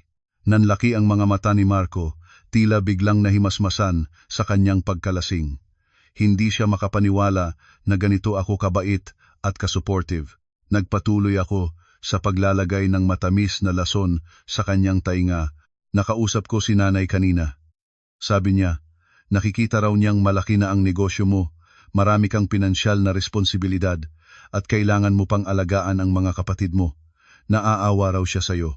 Kaya nagpasya siyang gamitin ang kanyang savings account para maging garantor sa isang bank loan para matulungan kang bayaran ang down payment ng kotse ni Dino." Nang marinig na ang kanyang biyenan ang maglalabas ng pera para sagipin siya, nagliwanag ang mga mata ni Marco parang nakakita ng ginto. Hinawakan niya ang aking kamay, nanginginig ang boses sa tuwa. Pautal-utal siyang nagtanong, "Talaga, mahal? Tutulungan tayo ni nanay? Ikaw na talaga ang pinakamabait na asawa sa buong mundo. Alam ko namang mahal na mahal ako ni nanay." Ang kanyang kasakiman at kababaan ay kitang-kita. Hindi man lang sumagi sa isip niya kung bakit ang biyenan na naningil sa kanya sa harap ng buong angkan noong bagong taon ay bigla na lang mag-aalok na maging garantor sa kanyang utang, isang bagay na napaka-imposible. Ngunit ang isang taong nalulunod kapag nakakita ng kapiraso ng kahoy ay kakapit dito nang walang pag-iisip. Tumango ako bilang pagkumpirma. Lumapit ako sa aking mesa, kinuha ang mga dokumentong inihanda namin at inilapag sa harap ni Marco. Inabutan ko siya ng ballpen at itinuro ang huling pahina na puno ng mga linya para sa pirma. Sinadya kong magsalita ng may pagmamadali. "Kailangan daw to ng bangko, mahal. Kailangan ng pirma mo bilang bibili ng kotse para ma-release nila ang pera para sa down payment bukas ng umaga. Nakapirma na si nanay sa parteya ng garantor. Tingnan mo na at pirmahan mo agad para mapicturan ko at masend sa bank agent. Naghihintay na sila para maipasok sa system. Baka malate pa tayo." Kinuha ni Marco ang mga papeles. Malabo ang kanyang mga mata dahil sa alak. Sinulyapan niya ang cover page na may malaking pamagat na pahayag ni garantiya para sa pautang sa sasakyan at direktang lumipat sa huling pahina. Hindi niya man lang pinansin ang mga nasa gitnang pahina, ang nakamamatay na kasunduan sa paghahati ng ari-arian. Ang isip ng mayabang na lalaking ito ngayon ay puno lamang ng imahe ng isang magarang kotse na ipagmamalaki niya sa lahat at ang ginhawa na hindi na niya poproblemahin ang down payment. Dahil lasing pa at nakita na mukhang lehitimong dokumento ng bangko ang una at huling pahina, walang pag-aalinlangan si Marco. Inilagay niya ang kanyang malaking pirma at isinulat ang kanyang buong pangalan sa nakalaang espasyo. Maingat pa niyang kinuha ang stamp pad sa mesa, idiniin ang kanyang hinlalaki sa pulang tinta at itinatak ito sa ibabaw ng kanyang pirma para masigurado ang legalidad tulad ng sinabi ko. Pagkatapos, itinulak niya ang mga papeles pabalik sa akin, ngumingiti at sinabing, "Itago mo, yan ng mabuti, mahal, ha? Bukas, kapag na-release na ang pera, ililibre kita sa pinakamahal na restaurant sa buong Maynila para makabawi ako sayo." Kinuha ko ang mga papeles, tinitigan ang sariwang pirma at ang pulang thumb mark. Isang kakaibang pakiramdam ng tagumpay ang dumaloy sa aking katawan. Ngumiti ako pabalik sa kanya, isang ngiting napakalamig na nagmumula sa kaibuturan ng aking puso. Hindi alam ng hangal na iyon, nakapipirma niya lang sa kanyang sariling hatol, kusang loob na hinubara ng kanyang sarili ng lahat ng ari-arian at niyakap ang dambuhalang utang. Ang patibong ay nagsara ng perpekto, walang kahit isang mali. Mabilis na lumipas ang bakasyon. Nagsimula na ang unang araw ng trabaho sa bagong taon at ang Maynila ay muling napuno ng ingay at pagmamadali. Noong umaga ng ika-6 ng Enero, maagang gumising si Marco. Nag-spray siya ng pabango at nagsuot ng kanyang pinakamagandang Amerikana. Tumayo siya sa harap ng salamin, nilagyan ng gel ang kanyang buhok hanggang sa kumintab ito at masayang sumisipol. Nasa kusina ako at naghahanda ng almusal. Lumapit siya, tinapik ang aking balikat at nagkunwaring abala. Sinabi ni Marco na mayroon daw malaking proyekto ang kumpanya ngayong simula ng taon. Kailangan niyang makipagkita sa isang mahalagang kliyente sa isang malayong lugar sa probinsya at baka gabihin siya sa pakikipag-inuman, kaya huwag na raw akong maghanda ng hapunan. Ngumiti ako at tumango. Binati siya ng good luck. Nang marinig kong sumara ang pinto, agad kong hinugasan ang aking mga kamay at kinuha ang aking telepono. Kagabi, habang naliligo si Marco, palihim kong ininstall ang isang real-time tracking application sa kanyang telepono at ikinonekta ito sa akin. Binuksan ko ang app, isang pulang tuldok na kumakatawan sa lokasyon ni Marco ang mabilis na gumagalaw sa mapa at tulad ng aking inaasahan, ang pulang tuldok ay hindi papunta sa probinsya o sa opisina nila. Dumidiretso ito sa isang mamahaling kondominium sa Quezon City. Iyon ang pugad ng pag-iibigan nila ng kabit niyang si Tricia, ang lugar kung saan ginagamit niya ang aking pera para sa buwanang upa. Tinawagan ko si nanay, handa na ang lahat. Nagbihis kami, tumawag ng taxi at dumiretso sa address na ipinapakita sa mapa. Sa loob ng sasakyan, naramdaman ko ang pag-akyat ng galit sa aking katawan. Ang aking mga kamay ay nakakuyom. Gusto kong sumugod sa unit, sipain ang pinto, at paggugulayin ang dalawang taksil. Ngunit inilagay ni nanay ang kanyang kamay sa aking balikat at pinaupo ako. Sa isang napakahinahon na boses, sinabi niya, "Ang pag-ieskandalo sa publiko o ang pagsugod sa bahay para makipagsabunutan ay paraan lamang ng mga babaeng walang pinag-aralan. Labag yan sa batas, makakasira sa sarili mong pangalan at sa huli ay wala ring mareresolba. Ang kailangan natin ay malinaw na legal na ebidensya papel na may pirma at selyo ng autoridad para walang anumang maikakaila sa korte. Sundin mo lang ang plano ko." Pagdating namin sa lobby ng condominium, nalaman namin na ang unit ni Tricia ay nasa ika-8 palapag. Imbes na dumiretso kami sa elevator, naglakad si nanay papunta sa malapit na barangay hall. Sa kanyang kagalang-galang at seryosong tindig, nag-report si Aling Elena sa mga opisyal na pinaghihinalaan niyang mayroong pumasok na magnanakaw sa unit ng isang kakilala. Idinagdag pa niya na sa lugar na iyon ay madalas may mga kahina-hinalang tao na tila sangkot sa prostitusyon na nakakagambala sa kapayapaan ng komunidad. Ang ulat ng isang kagalang-galang na retiradong guro na may kumpletong pangalan at address ay agad na tinugunan. Pagkalipas ng 15 minuto, 2 barangay tanod kasama ang isang kinatawan mula sa building administration ang nasa tapat na ng pinto ng Unit 805. Kami ni nanay ay nagtago sa isang sulok ng pasilyo para magmasid. Malakas at sunod-sunod na kumatok ang mga tanod, malakas na sinasabing buksan ang pinto para sa isang routine inspection. May narinig kaming kalabog sa loob, mga nagmamadaling yapak. Pagkalipas ng 5 minuto, dahan-dahang bumukas ang pinto. Sumilip ang mukha ni Marco, putlang-putla at litong-lito nang makita niya ang mga unipormadong tanod. Agad na itinulak ng mga awtoridad ang pinto at pumasok para suriin ang lugar. Ang silid ay magulo, puno ng mga nagkalat na damit. Sa ibabaw ng kama, si Tricia ay nagtatago sa ilalim ng kumot, takot na takot, hiniling ng mga tanod na ipakita nila ang kanilang mga ID at patunay ng paninirahan. Hindi maipaliwanag ni Marco ang kanyang legal na relasyon sa babae sa loob ng silid. Wala siyang patunay na doon siya nakatira. Si Tricia naman ay paikot-ikot ang sagot. Sa puntong iyon, dahan-dahan kaming pumasok ni nanay sa unit. Nang makita ako ni Marco, para siyang tinamaan ng kidlat. Nanlambot ang kanyang mga tuhod at napal. Nang makita ako ni Marco, para siyang tinamaan ng kidlat. Nanlambot ang kanyang mga tuhod at napaluhod siya sa sahig. Lumapit ako sa mga opisyal, inilabas mula sa aking bag ang aming orihinal na marriage contract at ang aking ID. Malinaw kong ipinaliwanag na ang lalaking iyon ay ang aking legal na asawa at nang makita ako ni Marco, para siyang tinamaan ng kidlat. Nanlambot ang kanyang mga tuhod at napaluhod siya sa sahig. Lumapit ako sa mga opisyal, inilabas mula sa aking bag ang aming orihinal na marriage contract at ang aking ID.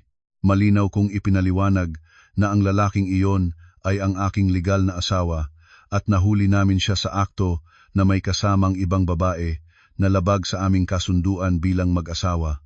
Sa harap ng mga hindi maikakailang ebidensya, dinala ng mga opisyal ang lahat sa barangay hall para opisyal na i-blotter ang insidente.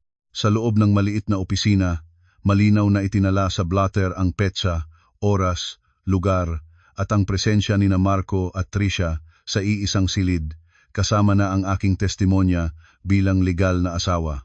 Si Marco ay napilitang pirmahan ang dokumentong iyon sa gitna ng matinding kahihiyan. Nakayuko lang siya, hindi makatingin sa aking mga mata, Mina, habang nanginginig ang mga kamay na humahawak sa ballpen.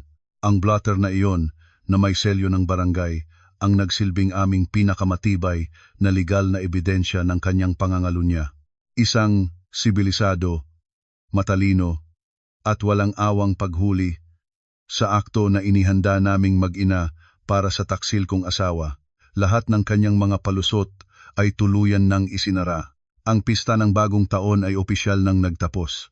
Noong umaga ng ika-7 araw ng Enero, ang mga kalsada ng Maynila ay muling napuno ng mga taong nagmamadaling bumalik sa kani-kanilang mga trabaho.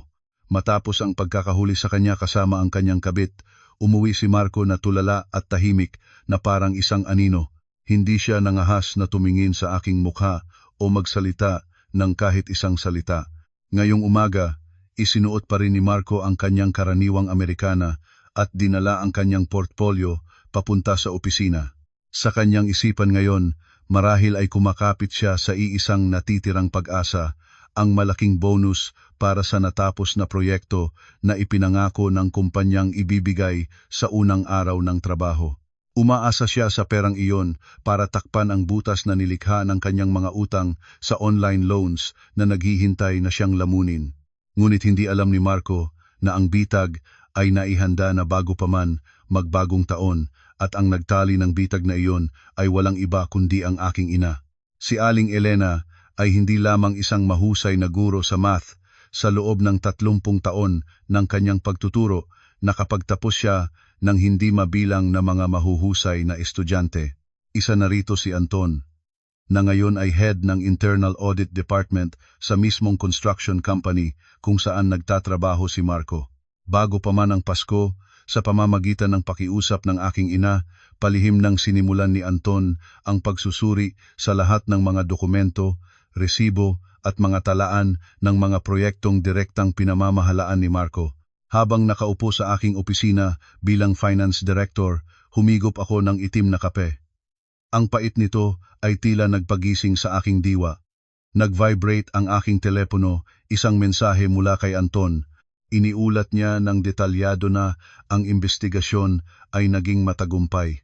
Akala ni Marco ay napakatalino niya, ngunit ang kanyang mga modus sa pandaraya, pagbili ng mas murang materyales, pagpapalobo ng presyo sa mga resibo, para makuha ang sobra ay napakasimple para sa isang bihasang auditor.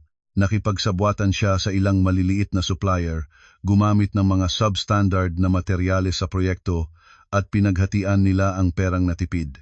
Lahat ng ebidensya mula sa mga text message, mga resibo ng transaksyon hanggang sa mga delivery report ay tinipon ni Anton sa isang makapal na folder at maayos na inilagay sa mesa ng CEO kaninang umaga pa lang. Eksaktong 10:00 ng umaga, ipinatawag si Marco sa boardroom ng mga direktor. Sa mga sandaling iyon, masaya pa rin siya. Iniisip na tatawagin siya para tanggapin ang kanyang parangal at ang milyon-milyong bonus. Ngunit nang bumukas ang pinto ng boardroom, ang bumungad sa kanya ay hindi mga banner ng pagbati, kundi ang malamig na mukha ng CEO, ng HR head at ni Anton, ang head ng internal audit. Ang makapal na folder ng kanyang mga kasalanan ay ibinagsak sa mesa sa harap niya. Malinaw na binasa ni Anton ang bawat paglabag, isinasaad ang bawat pisong nawala, bawat peking resibo. Si Marco ay nanigas sa kanyang kinatatayuan, namutla at nagkikiskisan ang mga ngipin. Sinubukan niyang magdahilan, isinisi ang kanyang mga tauhan at ang mga supplier, ngunit ang lahat ng kanyang mga salita ay naging katawa-tawa sa harap ng matibay na ebidensya. Galit na galit ang CEO sa ginawa niyang paninira sa reputasyon ng kumpanya. Agad niyang inutusan ang HR na basahin ang desisyon para sa kanyang disciplinary action. Malinaw na nakasaad sa desisyon na si Marco ay tinatanggalan ng lahat ng parangal, kinakansela ang lahat ng kanyang bonus at ibinababa ang kanyang posisyon mula sa pagiging construction supervisor tungo sa pagiging isang ordinaryong staff. Bukod pa rito, suspendido siya ng 1 buwan nang walang sahod para sa karagdagang investigasyon. Kung ang perang nawala ay hindi niya maibabalik sa kumpanya sa loob ng 30 araw, opisyal na isasampa ng kumpanya ang kasong estafa laban sa kanya. Nang hapong iyon, halos kaladkari ni Marco ang kanyang mga paa pauwi sa aming condominium. Mukha siyang isang kaluluwang ligaw, walang buhay ang mga mata at gusot ang damit. Ang ilang taon ng pagpapanggap bilang isang matagumpay na big time, ang lahat ng yabang ng isang lalaki ay nawasak sa loob lamang ng isang umaga. Sina Dino at Gina ay abala sa pagmop ng sahig sa sala. Nang makita nila ang kanilang kuya na umuwi ng maaga na may kahabag-habag na itsura, nagtaka sila. Tumakbo si Dino papalapit at tinanong kung pumasok na ba sa account niya ang bonus para makapunta na sila sa kasa at bayaran ang kotse. Ang inosenteng tanong ng kanyang kapatid ay parang isang patalim na tumusok sa puso ni Marco. Itinulak niya ng malakas si Dino. Sumigaw na parang isang sugatang hayop at pagkatapos ay tumakbo papasok sa aming silid, nilak ang pinto at iniwan ang lahat na nagtataka. Ang unang parusa ay ibinigay na, tinanggal ang lahat ng kanyang pinagkukunan ng kita at ang kanyang dangal. 2 araw na nanatiling nakasara ang pinto ng silid ni Marco. Nagdahilan siyang may sakit, hindi nangahas na lumabas o kumain, nanatili lang sa dilim ng kanyang kwarto. Ang pagbagsak niya sa kumpanya ay simula pa lamang ng isang impyernong kailangan na niyang pagdaanan. Ang pagkawala ng kanyang bonus ay nangangahulugang tuluyan ng naputol ang kanyang daloy ng pera. Dahil dito, ang kanyang mga utang sa 12-dosenang online loan apps ay sabay-sabay na naging past due at nang umandar na ang kanilang automatikong sistema ng paniningil, ang pinakamatinding bangungot ay nagsimula nang bumalot sa buong pamilya ng aking asawa. Ang mga nagpapautang online ay hindi sumusunod sa anumang pamantayan ng etika. Kapag hindi ka nakapagbayad, agad nilang kinukuha ang lahat ng contacts sa iyong telepono, call history at social media para sa kanilang pananakot. Ang telepono ni Marco ay walang tigil sa pagring. Sa sobrang takot, pinatay niya ito, ngunit lalo lang nitong pinalala ang sitwasyon. Kapag hindi nila makontak ang may utang, ang mga kamag-anak naman ang kanilang tinatarget. Tumunog ang aking telepono. Isang hindi kilalang numero. Pagkasagot ko, isang boses na puno ng pagbabanta at panlalait ang aking narinig. Inutusan nila ako, bilang asawa, na bayaran ang halos 800,000 pisong utang ng aking asawa. Kung hindi, magpapadala raw sila ng korona ng patay sa aking opisina at ikakalat ang mga edit na litrato ko sa social media para sirain ang aking reputasyon. Bilang isang taong nasa mundo ng pananalapi, alam ko ang kanilang mga taktika. Mahinahon kong pinindot ang record button at malinaw na sinabi na kami ay nasa proseso na ng annulment at ang aming mga ari-arian at utang ay mayroon ng legal na kasunduan. Kung sino ang umutang, siya ang magbabayad. Kung magpapatuloy sila sa kanilang pananakot, isusumite ko ang recording sa Cybercrime Division para sa kasong grave threats. Dahil sa aking katatagan at malinaw na paninindigan, natigilan sila. Nagmura sila ng ilang beses bago ibaba ang telepono at i-block ang aking numero. Ngunit ang mga tao sa probinsya ay hindi kasing tibay ko. Sa Batangas, ang bahay ng aking mga biyenan ay biglang naging sentro ng isang malaking gulo. Habang nagpapakain ng baboy si Aling Celia, tumunog ang kanyang telepono. Pagkasagot niya, isang grupo ng mga lalaki ang sumigaw at nagmura. Ipinahiya ang kanyang pinakamamahal na anak. Sinabi nilang si Marco ay isang manloloko, baon sa utang para sa kanyang mga babae at ngayon ay nagtatago na parang daga. Binalaan nila siya na kung hindi niya ibebenta ang kanilang lupa para ipambayad utang, pupunta sila sa kanilang baryo, magtatapon ng bagoong at pintura sa kanilang bahay at susunugin ito. Nang marinig ito ni Aling Celia, nanlambot ang kanyang mga tuhod, tumaas ang presyo ng dugo at hinimatay siya sa bakuran. Ang buong angkan ay nagkagulo at isinugod siya sa ospital. Ang kanyang mga tito, tiya at pinsan, ang mga mismong tao na pumuri kay Marco bilang isang big time noong bagong taon, ay binomba rin ng mga text at tawag ng paniningil. Ang dangal ng kanilang pamilya ay nadungisan. Wala nang nangahas na lumabas ng bahay dahil sa kahihiyan sa kanilang mga kapitbahay. Lahat ng magandang imahe na pinaghirapang buuin ni Marco ay gumuho at ang mga pira-piraso nito ay bumalik para saktan ang kanyang mga mahal sa buhay. Sa Maynila, hindi rin nakaligtas sina Dino at Gina. Walang tigil ang pagring ng telepono ni Dino. Nalaman ng mga maniningil na siya ang kapatid, kaya't walang awa nila itong minura.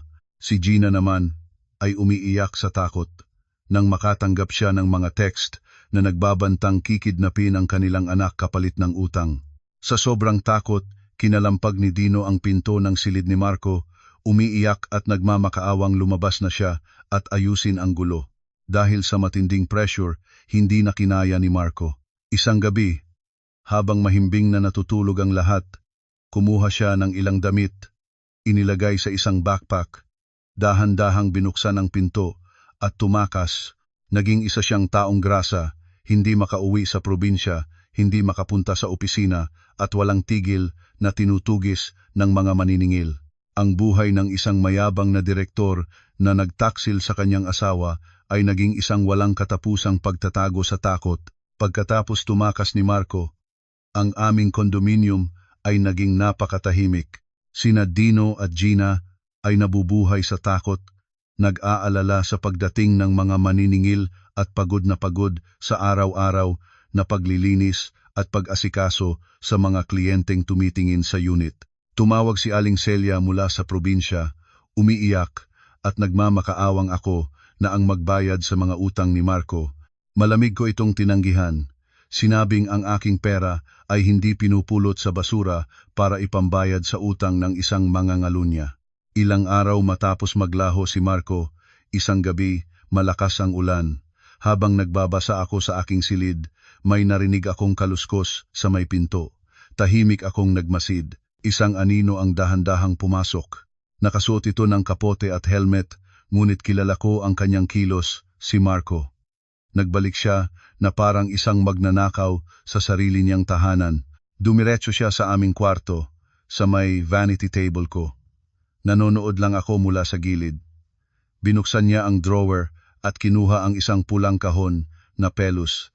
Iyon ang lalagyan ng aking mga alahas pangkasal, isang gintong kwintas na may diamante, 2 pulseras at isang pares ng hikaw na nagkakahalaga ng mahigit kalahating milyon.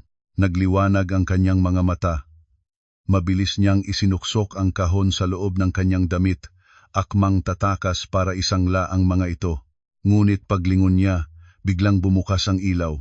Nakatayo ako sa harap ng pinto, nakapamewang, ang aking mga matay matalim na nakatitig sa kanya.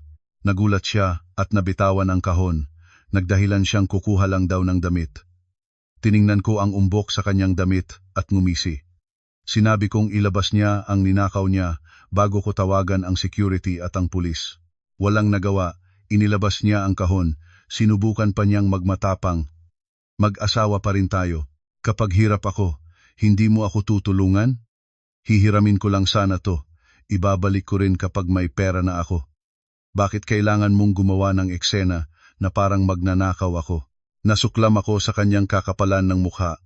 Dinampot ko ang kahon, binuksan, kinuha ang kwintas, at ibinato sa kanyang mukha. Ngumiti ako ng mapait. Sa isang lalaking taksil na tulad mo, sa tingin mo ba mag-iiwan ako ng mahahalagang bagay sa bahay na ito? Ang mga tunay na alahas ay matagal ko nang inilagay sa safety deposit box sa bangko. Yan, sabi ko, ay mga peke lang na binili ko online sa halagang ilang daang piso. Subukan mong isang layan at tingnan natin kung hindi ka pa nila bugbugin. Kinagat ni Marco ang kwintas at sinuri ito. Sa wakas, napagtanto niyang peke nga ito. Napaluhod siya. Umiyak na parang bata at nagmakaawang tulungan ko siya. Hinahabol daw siya ng mga sindikato at puputulan ng kamay kung hindi makakapagbayad.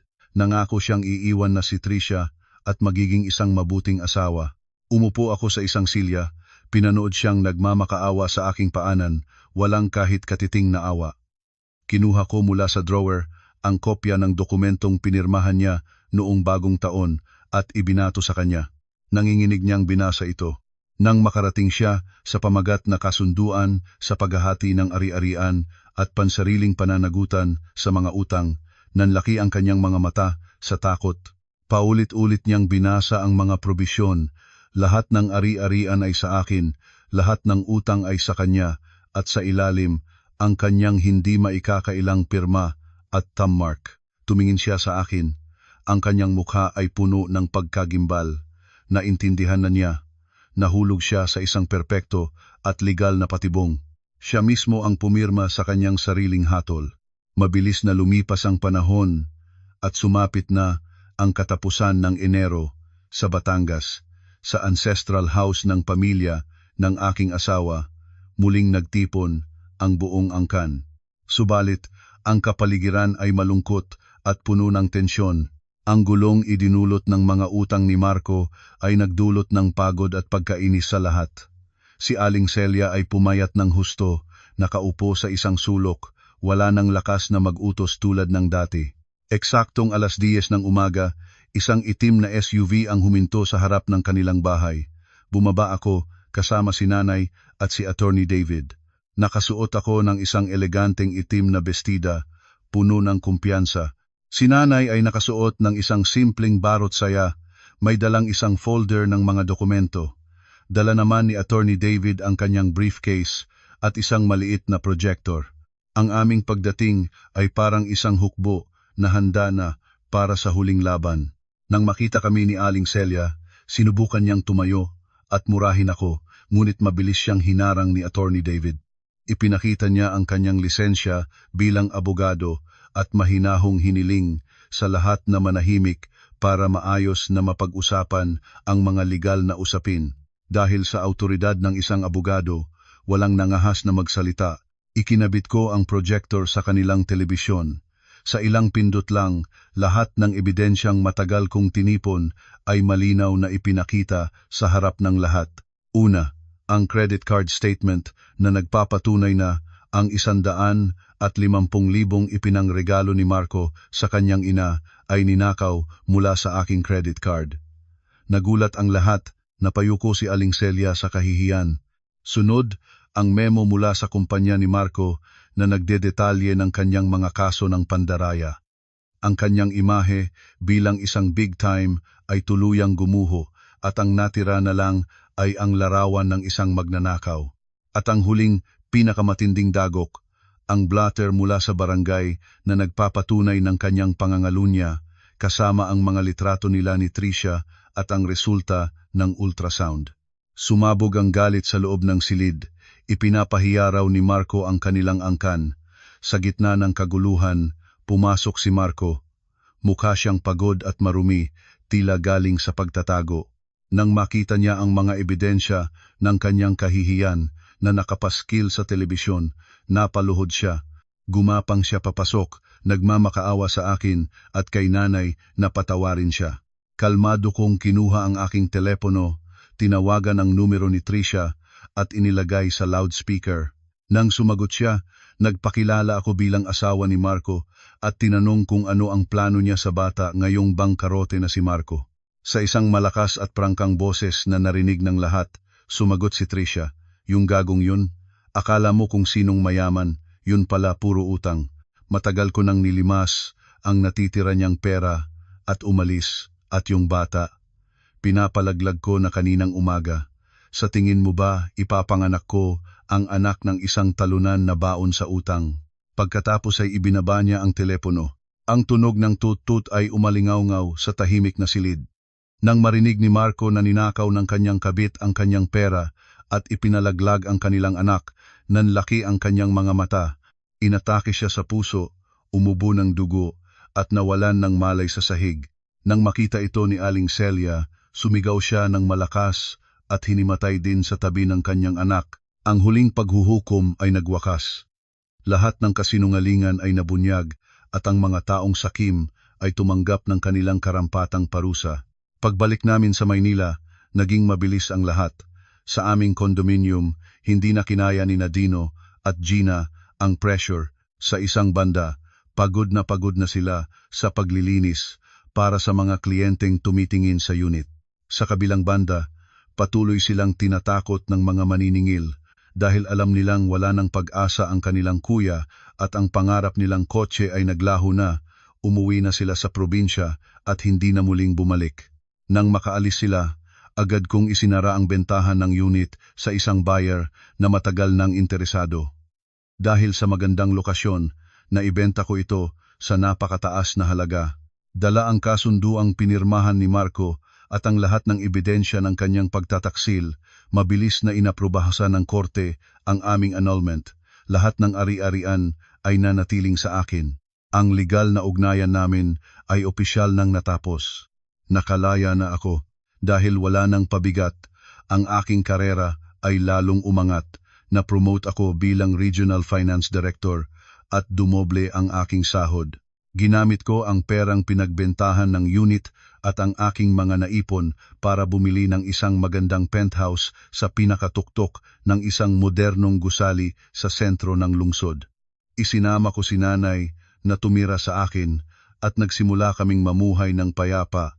Isang hapon, habang nagkakape kami ni nanay sa aming balkonahe, isang kaibigan mula sa kolehiyo ang nag-send ng isang viral video sa aming group chat. Binuksan ko ito. Ang video ay kuha sa isang palengke sa labas ng syudad. Ang bida sa video ay isang payat at gusgusing lalaki na nakasuot ng uniforme ng isang ride-hailing service. Nakaluhod siya sa lupa habang binubugbog ng ilang lalaki dahil sa utang. Kahit na halos hindi na makilala ang kanyang mukha, kilala ko kung sino siya, si Marco.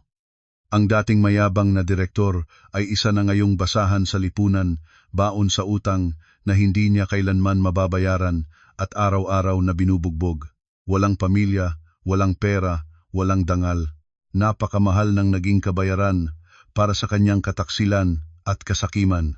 Tahimik kong pinatay ang aking telepono. Walang awa, walang galit, walang kasiyahan. Ang tanging nararamdaman ko na lang ay kapayapaan. Tumingin sa akin si nanay, ang kanyang mga mata ay puno ng pagmamahal at pagmamalaki. Ngumiti ako pabalik, huminga ng malalim, at opisyal na isinara ang madilim na kabanata ng aking buhay para magsimula ng isang bago, mas maliwanag at masayang hinaharap. Ang tunay na kaligayahan ng isang babae, sa huli, ay hindi ang makahanap ng isang lalaking masasandalan, kundi ang magkaroon ng sapat na lakas ng loob na protektahan ang kanyang sarili at ang kanyang mga mahal sa buhay laban sa anumang unos ng buhay.